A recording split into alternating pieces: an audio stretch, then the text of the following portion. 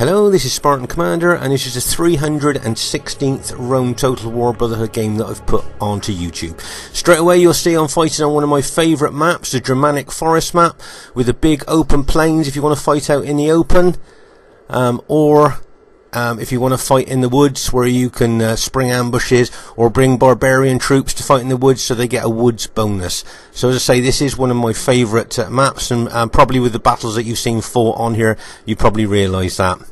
So yeah, our first teammate is a Brotherhood member at Legion 22 who has bought his faction of choice, Macedon. As you know, Legion's very good with Macedon, and as we said, it is his faction of choice.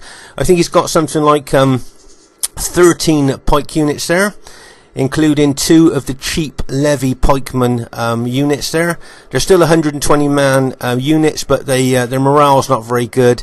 My guess is that he'll use those levy pikemen as pilot shield units.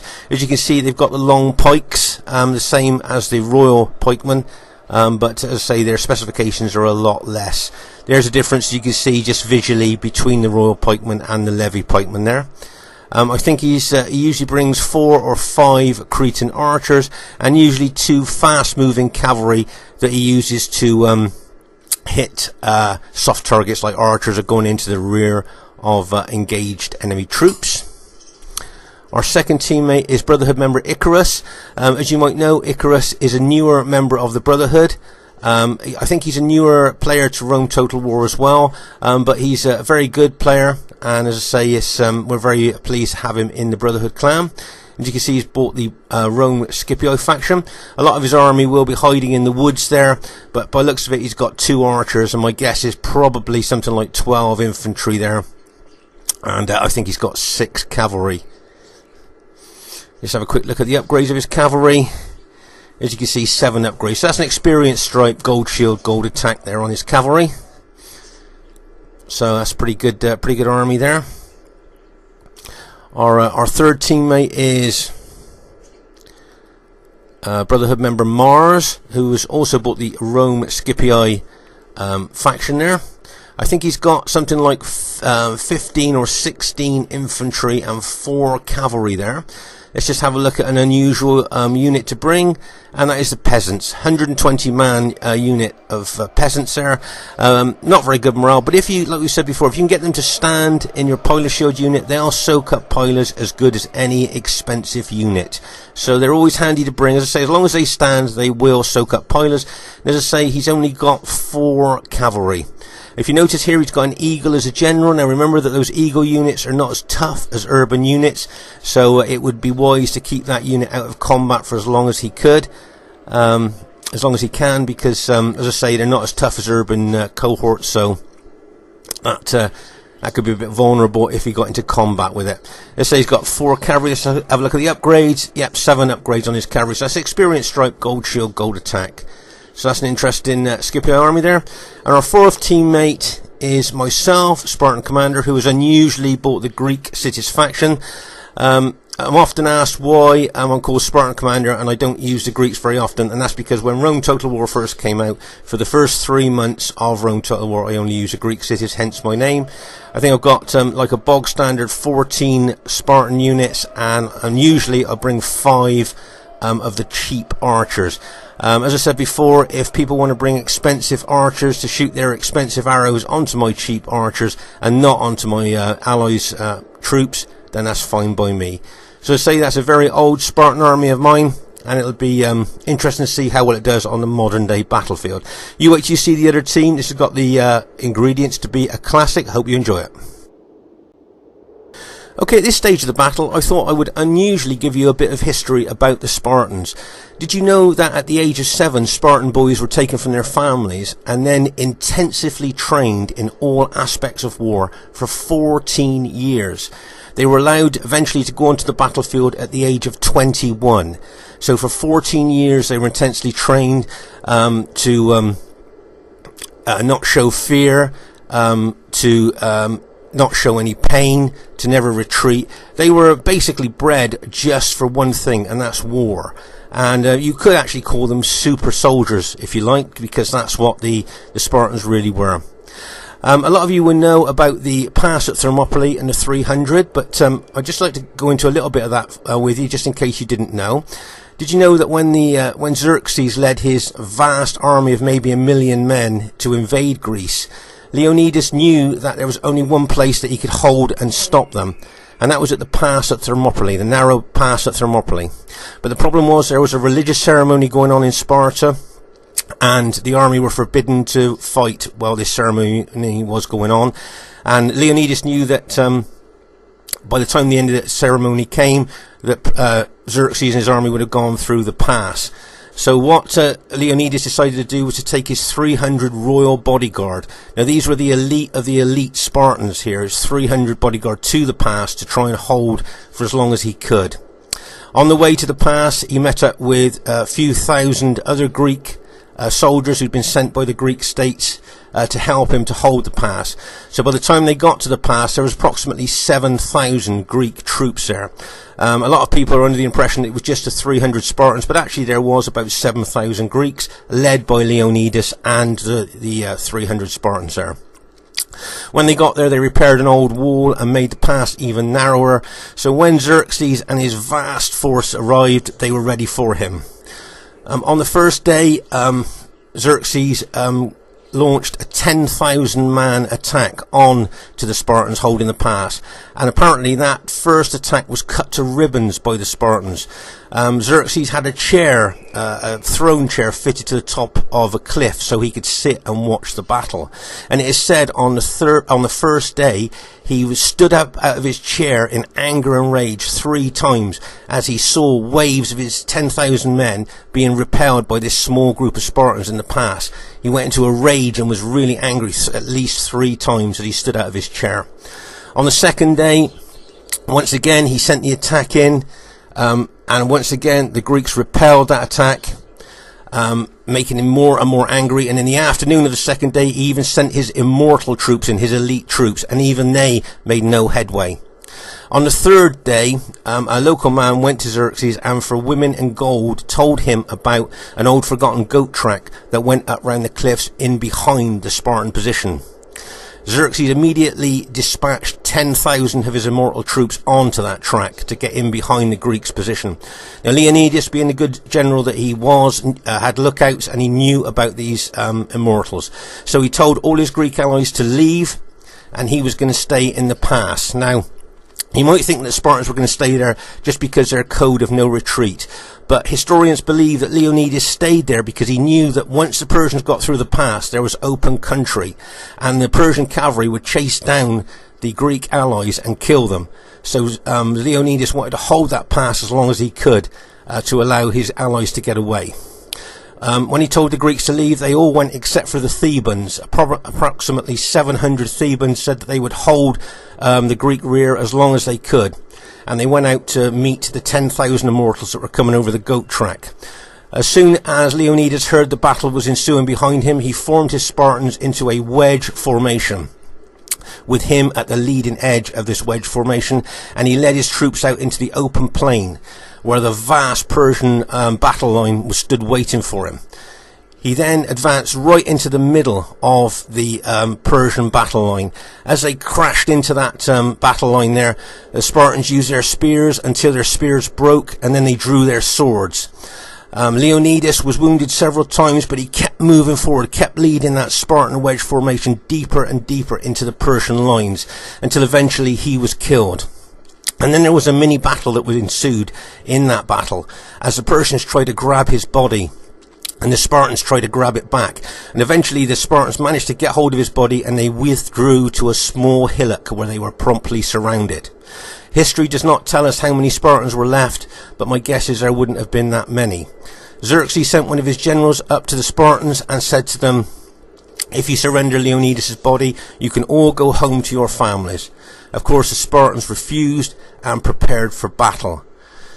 When Xerxes heard their reply and saw them preparing for battle, this angered him so much he is said to have said, "I will waste no more men on these Spartans. Bring up the archers." And thousands of archers moved forward.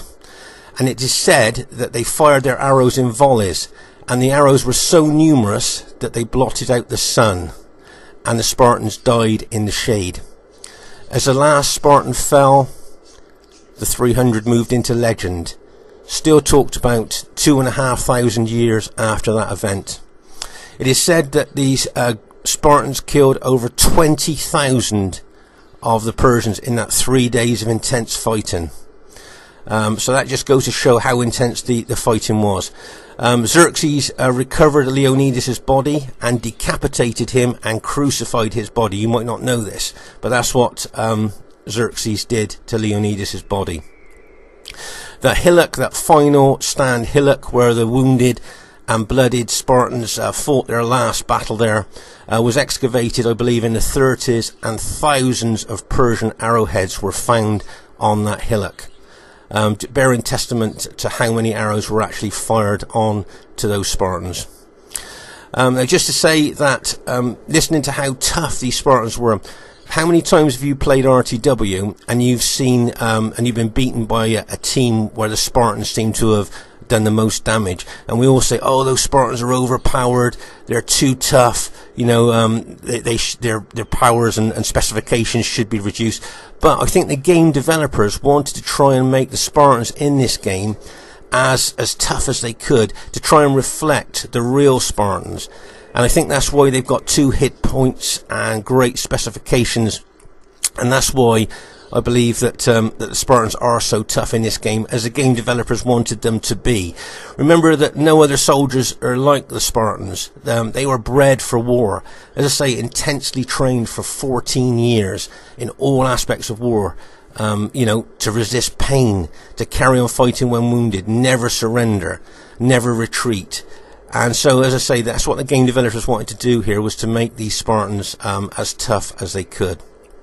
So that's what they've done. So whenever you're in battle and you notice that the Spartans are really tough, and you find that they're difficult to kill, and you start to think, oh, they're overpowered and all that type of stuff, just remember what the real Spartans were like and how the game developers have tried to make them like that. As I say, at the pass at Thermopylae there, let's say Leonidas held for as long as he could. Decided to attack the Persians, to hold them up, to stop them getting through the pass so they couldn't chase down his allies. Remember, a lot of the Greek troops there were on foot, and Leonidas knew that, and that's why he wanted to hold as long as he could to stop the Persians getting through the pass with their cavalry and chasing down his allies. So not only was Leonidas obeying the code of the Spartans and not retreating, but he was also doing that to help his allies as well.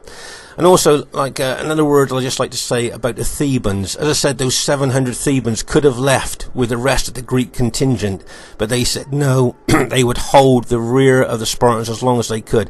And those 700 men fought 10,000 elite immortal troops, and they died to a man as well. So very often I think the sacrifice of those 700 Thebans is often forgotten in the tale of the 300 and the pass at Thermopylae, also known as the Hot Gates.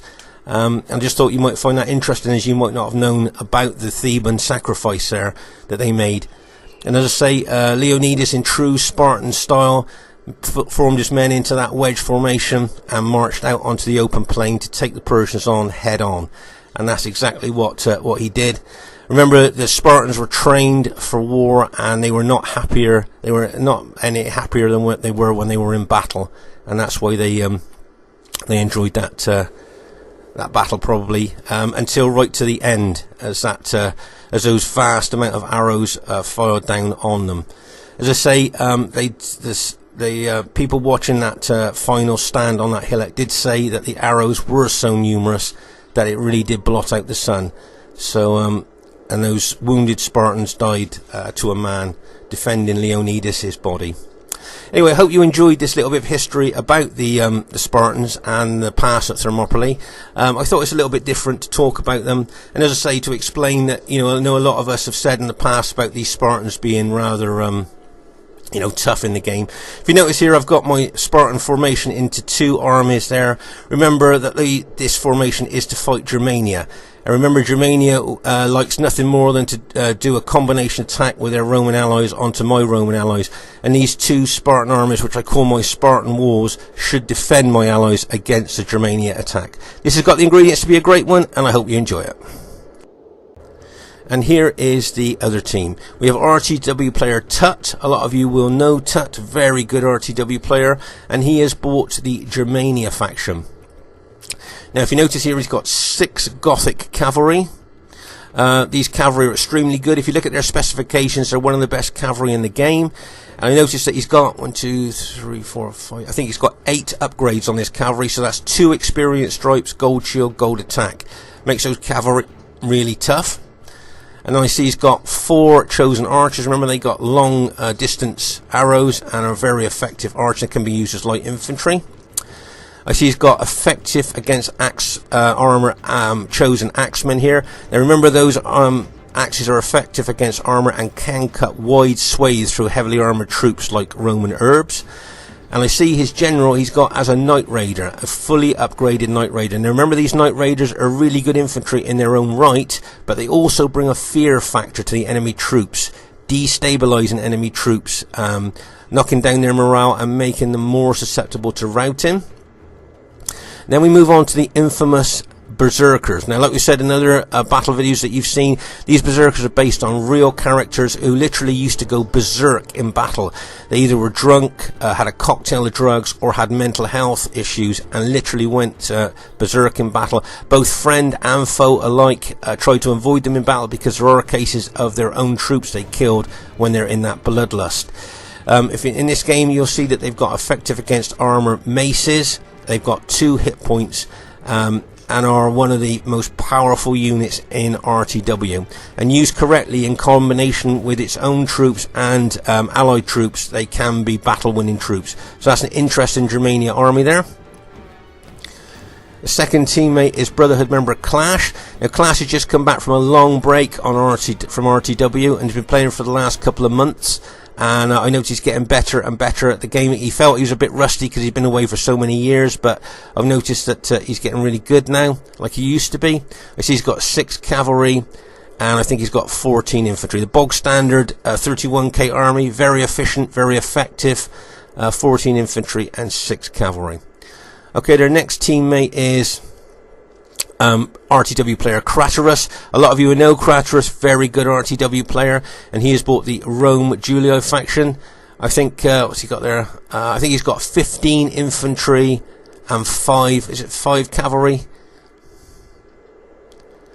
And their last teammate hiding in the woods from me is Clansman SOA Prime. So SOA Prime has bought the Rome Julio faction. As you can see, most of his army is hiding in the woods. I see he's got 8 upgrades on his general there. So that's 2 experience stripes, gold shield, gold attack. And as you can see here, it's very easy to get lost in the woods. Where am I? So there's the enemy team there. Looks really good to me. As I say, this battle has got the ingredients to be a classic, and I hope you enjoy it. Okay, at this very early stage of the battle here, I just thought I'd show you our setup here. As you can see, I've got my 2 Spartan walls, if you like, at the back there, ready to deploy against a Germania attack. I just stood at the back of my teammates there, just watching the Germania army there to see where they're going to deploy, whether Tut's going to break his army into 2. And I've got my 2, as I say, Spartan walls there, or my army broken into 2 there. To counter that, I've got my 5 archers at the back. I'm not going to put them there to be reached by long range archers. Okay, at this stage of the battle, you can see that 2 of the enemy team are doing a left flanking action here with their entire army. So that's a very aggressive strategy there by the enemy team. They're not going to hang around being defensive. They are actually coming around to attack us with this very strong left flanking action there, trying to disrupt our battle line there. I noticed that Craterus with his Julia army is still out the front of us there, so it'll be interesting to see how far around the enemy team will be here. I see both the SBQR general and the Julia general, as I say, being very aggressive right from the start here. So as I say, the enemy doing a left flanking action here, trying to disrupt our battle line, making us respond to them. If you notice, the Germania general along with his berserkers are also moving around to the left as well. probably looking to try and do a combination attack with his allies onto my allies there. But at the front, if you notice the Germania cavalry, that well upgraded Germanian cavalry staying with Craterus there at the front of their formation. So it'll be interesting to see how well this this left flanking action goes for the enemy there.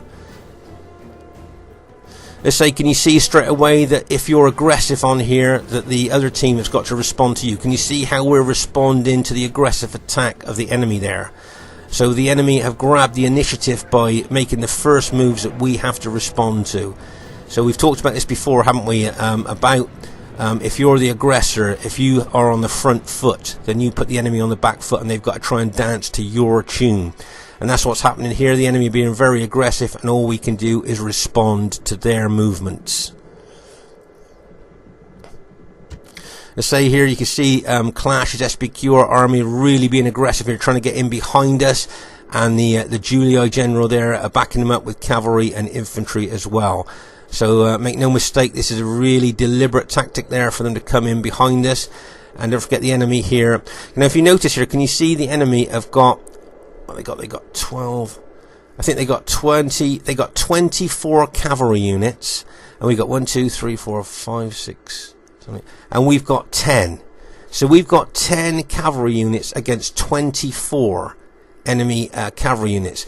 Now that's where I've put my team at a cavalry disadvantage by choosing Greek cities, and I'm just wondering whether that cavalry advantage is going to make the difference towards the end of the battle. Maybe that could prove pivotal to the outcome of the battle. Remember, when you choose Greek cities, you, like we said before, you will always put your team at cavalry disadvantage. Can you see Mars here has lost a lot of cavalry to archer fire? See those Germania chosen archers there are targeting that one unit, and he's lost a lot of cavalry. He's probably concentrating on other parts of the battlefield, and it's easy to miss that type of thing. As I said here, you can see the enemy SBQR and enemy Julii army here on our left flank, really moving around aggressively here.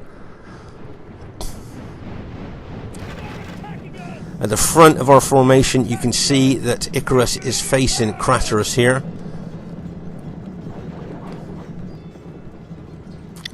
And there'll be a lot of pilot exchanging going on there at the moment between those two armies. Remember, those two Greek city armies of mine I've bought specifically to counter the Germania threat. I don't really want to put either of my armies in the main battle line, but if there is a breach, then I will have to do that. Right, can you see this Julii cavalry charging into our allies' Scipio troops? Out. Bang! As that cavalry hits. Nice strategic hit there by that cavalry. Routed a couple of the Scipio units. Now it looks like our ally's going to counterattack with his cavalry. Remember, he's only got 4 cavalry, and there's a lot of enemy cavalry around there, and bang, as that Scipio cavalry comes in. But can you see more Julii cavalry reinforcements coming in, and bang, as that cavalry hits. And so our allies there lost those 4 units of cavalry. So now we're down to 6 units of cavalry against 24 of the enemy units of cavalry there. Hopefully some of Mars's cavalry will recover and come back to the battlefield, but if they don't, then as I say, we're down to 6 cavalry against 24. And that could really make the difference towards the end of the battle. As you can see here, as I say, Icarus is facing Craterus. You can see the Germania cavalry out there, and I'm watching the main Germania army with those berserkers in. With my infantry. As I say, my army is bought here specifically to defend against Germania and those berserkers, but if I have to, I will attack. Right, can you see that Legion 22's Macedon flank here is exposed here to Julii attack? If those Julii infantry and cavalry charge into his flank, that could rout loads of his men there. I would think that he'll up pikes and back off from that position when he sees how dangerous the situation is. The SBQR infantry moving in could try and pin him, while the Julii infantry and cavalry charge into his flank.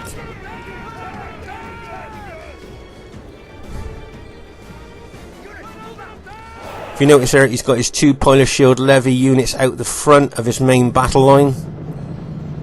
Right, now can you see he's upped pikes and has moved out of that dangerous situation. Just before the Julii cavalry were going to smash into his flank there. You can see the Julii cavalry general has now pulled his cavalry back. He stopped the attack, but he was just going to smash into Legion's flank there. And I think that possibly could have routed a lot of his units. Remember that Macedon morale is not very good.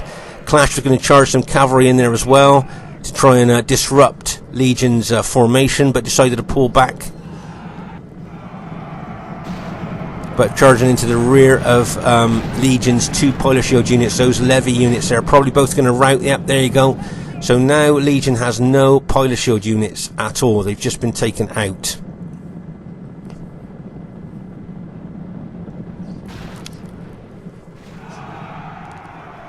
So I think at this stage of the battle, things are not looking very good for our team here. Can you see Icarus has got some units fighting there against the Julii units there, but can you see that cavalry charge coming into the flank of those units? So my guess is that most of these Scipio units are going to be routed. You've got the Germania cavalry out there. Right, if you notice that Icarus is looking to counter-attack that cavalry charge with his cavalry. I've got my 2 Spartan armies there ready to try and counter the Germania army, but also put an army into the breach if any of our battle line is broken. Right round here you can see that Clash, very aggressive with his cavalry there, are now attacking Legion's Cretan archers. Let's say things not looking, I don't think it's looking particularly good for our team. My cheap archers, if you notice, I've got them in close formation there, and I'm targeting enemy cavalry with them, just to try and take out as many enemy cavalry as I can to help my allies out. Remember, when you go Greek cities, you do put your team at a cavalry disadvantage, and you've got to do your best to try and make up for that. Right, as you can see here, a lot of Legion's Cretan archers are going to be routed here by the SBQR cavalry and infantry.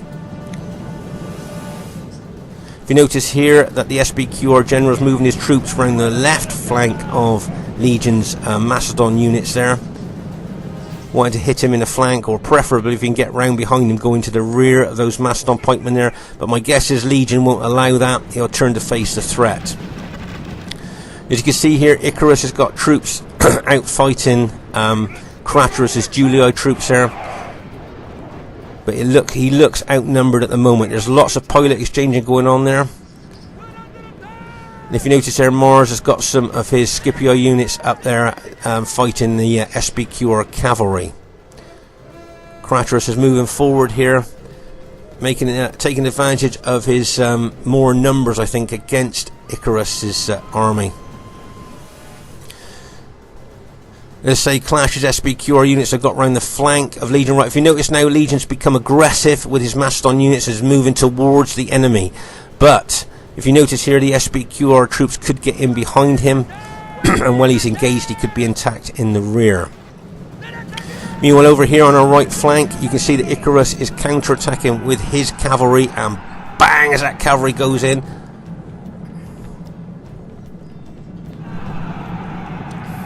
But you can see the Germania cavalry, those well-upped, I think they've got 8 upgrades on, attacking his units as well. Now this is our right flank. Let's just pause the game for a second here, and it looks now that our right flank has, after a fierce battle, been broken. Most of Icarus's infantry has now been routed, and I think most of his cavalry has been routed. So the enemy now, as I say, after a fierce battle, has broken our right flank. Things are not looking very good there. You see they've got a lot of forces out the front of our army here. And also, as I say, with Clash bringing his SBQR forces round our left flank here, he's disrupting our battle line there as well. Our Macedon allies doing really good there in trying to repel that attack. I've sent one of my Greek city armies over to try and help on that flank. But as I say, you can see now at a glance here that our right flank has been broken. There's a fierce battle there, but as I say, the enemy could now try rolling us up from right to left. Let's say I saw the danger over here of the SBQR units getting in behind my Macedon allies. That's why I've brought one of my armies over, but I may well have to move that army back over to the right flank there to try and stop the enemy coming round here. I say if the Julii and Germania cavalry there start moving around to our right flank there, they'll take out our archers, and they can smash into the flank of my Spartan line. Right, if you notice, I bring in my other Spartan army back from over helping out my Macedon ally there, back over to this right flank. Need to defend this right flank against all that enemy cavalry. Remember, at the start of this battle there was 24 enemy cavalry against our 10. Right, if you notice there, as I say, I'm moving my Spartan army over there to try and defend that broken right flank against both cavalry and infantry. But as I say, with the cavalry advantage that the enemy have, that could prove pivotal towards the end of the battle. Right, can you see Germania is coming around our left flank as well, with the SBQ allies with a view to attack. Well, I'd just like to show you something here. Can you see these 3 berserker units have been ran kind of separately from their army there? Now remember, if those berserkers bump into any units, whether they're routing or whether they're alive, they get sparked off into berserk mode. And then the Germania general loses all control over them, and they could start chasing units all over the battlefield. So to have them over there on their own without any cover is a little bit risky, because as I say, if they bump into an enemy routing unit, they will spark off into berserk mode. So it'll be interesting to see what happens here. As you can see, the Germania general's looking to attack there with his SBQ ally. Okay, meanwhile, back over on our right flank here, as you can see, I'm moving that Spartan army back over to try and step into the breach here on this right flank to stop the enemy coming round. As you see, we're shuffling our units around now to try and defend on that left flank as well as the right flank here.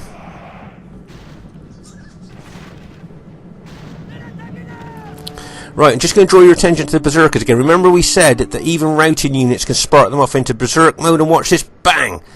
Right, so that berserker unit is now in berserk mode. Now all he'll do is chase down the nearest enemy unit, and then if he routs it, he will then chase it off the battlefield. So that one berserker unit now is probably going to just start chasing. Right, see these other 2 berserker units, if they get touched by that routing unit, and bang, gone berserk again. So as I say, the Germanian general has lost control of 2 of his berserkers now. They'll just chase routing units off the battlefield. And then it's like the 3rd berserker unit's going to get... Yeah. So, let's just pause the game for a second, because you can see all 3 berserker units have been sparked off by routing units here. Now all they'll do is they'll just chase the nearest enemy unit, whether it's alive or whether it's routing. They'll be running all over the battlefield instead of being back here where the main battle is taking place. So I'm not quite sure what was happening there, but certainly that's 3 of the most powerfulest units in RTW are now going to be chasing down routing units and are out of control of their general. As you can see here, back here at the main battle, let's say I've moved one of my Spartan armors back over to try and defend that broken right flank. You notice that Mars has brought some of his Scipio units over to help defend that unit as well. See this Julii cavalry charge into those Cretan archers, and bang, that Julii cavalry hits. As I say, the cavalry, the massive cavalry advantage the enemy have got could prove, as I said, pivotal to the outcome of this battle here. Right, if you notice here, Legion's doing really good with his Macedon units. He's routed a couple of enemy SBQR units there. I see the Germania troops are there around there as well, with their effective against armour axemen and those Night Raiders. Okay, if you notice here, can you see that Mars has taken over from me on the right flank to defend our broken right flank there? So that now allows me to take my other army over to help Legion there, who's being attacked by both Julii infantry and cavalry, and Germania infantry and the SBQR infantry as well. So I'm now taking my Spartan army over to that side to try and help Legion there. As you can see, very aggressive tactics there by the enemy troops there, trying to break our left flank. But say Legion's doing very good there. The enemy general is slain, and now his with his Macedon troops, and I'll take my Greek cities over to try and help as well. There you are, the Germanian general, seeing the Greek cities coming across, knows that his barbarian troops will die quite quickly. Right, can you see enemy Julii cavalry here smashing into the back of Mars's infantry? Bang, as that cavalry goes in, there's Germania cavalry there as well. You notice I'm moving one of my Spartan units down to try and cover the rear of Mars's engaged infantry there. But as I say, this massive cavalry advantage is really a bit of a thorn in our side, really. They can move that cavalry all over the battlefield. I think we've lost all our cavalry now, so they can kind of do whatever they want with their own cavalry, choosing targets to smash into the rear. Right, if you notice here, this Spartan army of mine, I've upped spears and are now just running my men forward with their swords just to try and clear out the enemy troops here that have engaged my Macedon allies. Just want to run my troops forward there. They'll use their swords, and there you go, they've routed a lot of the enemy troops that were attacking the Macedon army. Right at the top of the map, can you see those berserkers still chasing down routing units there? Right, if you notice, the Germania general now is bringing his axemen and that Knight Raider general unit round to the rear here, trying to get in behind us. Over on our right flank, you see Mars is defending as hard as he can, but can you notice that Julii cavalry just smashed through the middle of Mars's infantry there? There's Germania cavalry in behind us as well. If you notice, I'm bringing one of my Spartan armies back over here to try and help over on that right flank. If you notice, I've turned one of my Spartan units to face the enemy cavalry threat from behind to try and defend my engaged allies there with that unit. But I'm now bringing more Spartan units across here to help on this right flank. But as I say, the enemy have been extremely aggressive right from the beginning of the battle here. And that Germania cavalry was going to charge into the rear of my engaged allies there. But when I put that Spartan unit out there, that of course kind of stop that move there. The Germania infantry is still moving forward, pretty well intact, that Germania infantry.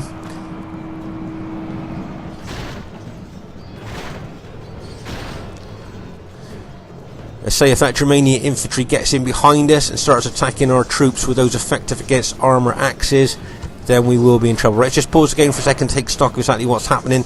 As you can see here, there's Germania infantry in behind us, as we said. I've got some of my units with my Macedon ally there fighting Julii units there.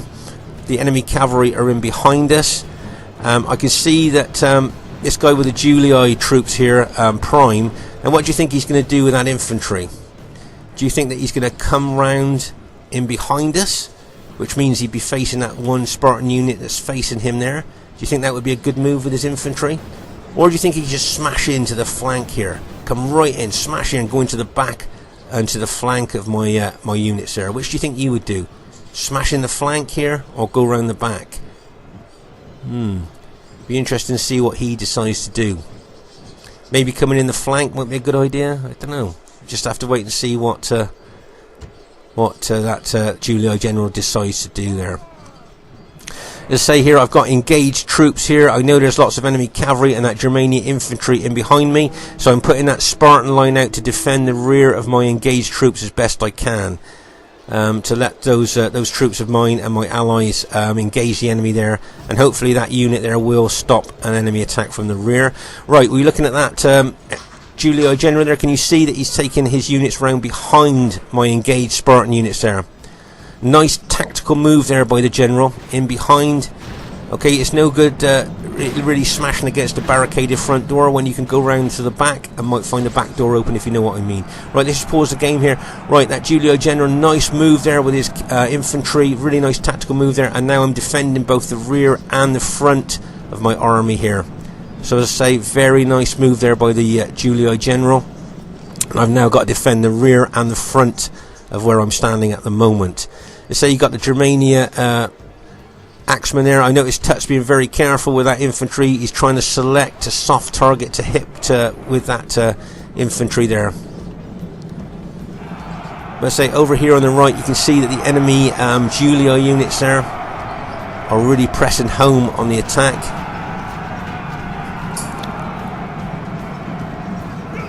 And you see I've brought another Spartan unit over to try and help my my infantry there that are surrounded on 3 sides at the moment. That Germania cavalry's going into the back of my engaged Greeks. Bang, as that cavalry hits. But if you notice, I noticed them coming in, so I turned one of my units there to actually repel that attack. Our Macedon allies just lost his general there. As you know, Macedon morale's not very good, so his troops will now be without that general morale bonus. Okay, can you see these effective against armour axemen coming in against my Spartans, causing a lot of casualties there. Over here on the right flank, as you can see, as we said earlier, we got Julii troops really aggressively attacking my Spartans there. So it's really up in the air there on that right flank. And over here you can see my Macedon ally and myself fighting against Germania troops and some red Julii troops there as well. So I say this battle's still up in the air at the moment. Can you see Germania bringing in his chosen archers there? He's probably all to attack them. If we close in, they've probably got their swords out. Yeah, there you go. You can see they got their swords out to attack my troops.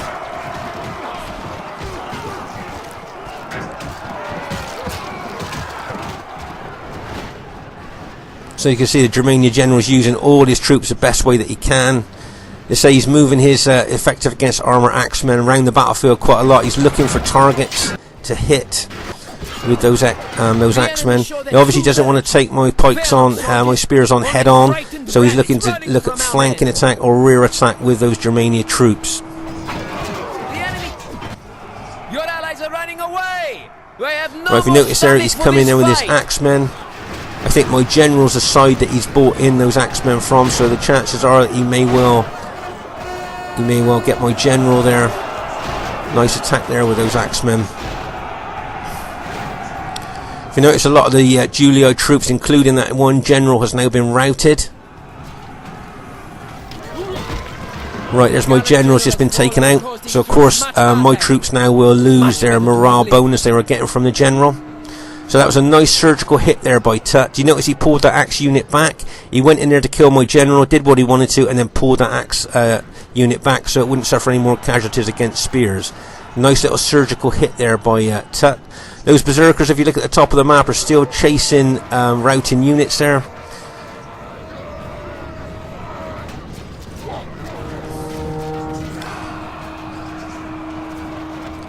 As you can see here, a lot of the enemy troops are still fighting there, and the Germania, as I say, the Germania general had to be very careful where he attacks with that. Right, there's another Macedon unit just been routed. Right, did you see that Spartan unit just glow there? Actually just got a battlefield promotion at that time there. It's been fighting so hard and so well, it's just been promoted, so that would get another experience stripe on it there.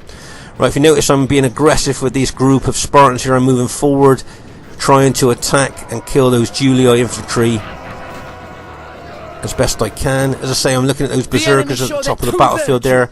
As I say, they're just getting exhausted chasing down routing troops there.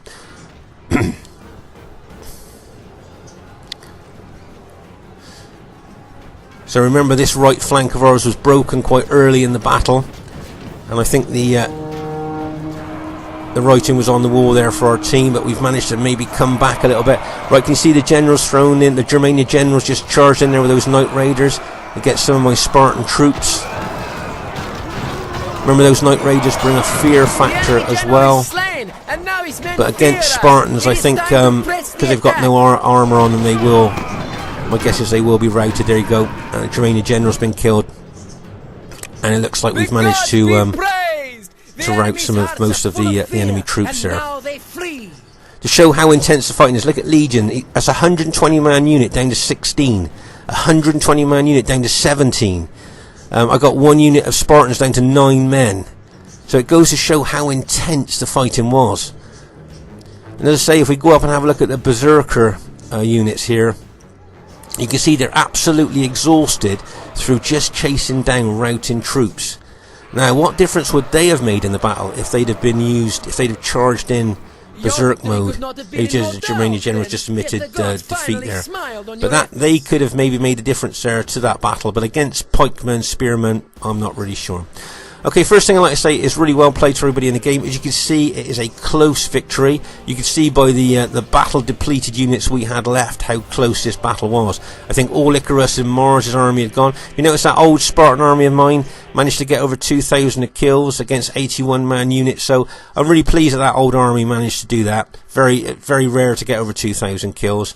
But I'd also like to draw your attention to the enemy kills. Can you see that the second and third best kills are in the enemy team? So really well done to Craterus and Tut there. Nice kills, guys. That was well done there to get the second and third highest kills. I'd just like to say really well done to Mars, Icarus and Legion 22. Really well played, guys. That was a nice team battle there. I'm just going to have a look at the statistics of my Spartan units. You can see my general killed 265 men. And if you look at the Spartan kills there, you can see a heck of a lot of the units got well over 100 kills there.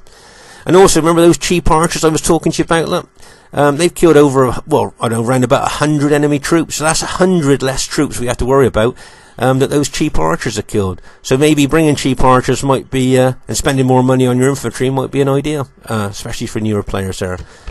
So just like to say, really well done to Tut, Brotherhood member Clash, Craterus and SOA Prime. Really well done, guys. Nice aggressive attacking tactics there. So really well played. And I just hope you enjoyed this battle. I thought it was a great battle to watch. The Spartan Commander saying bye for now and see you soon.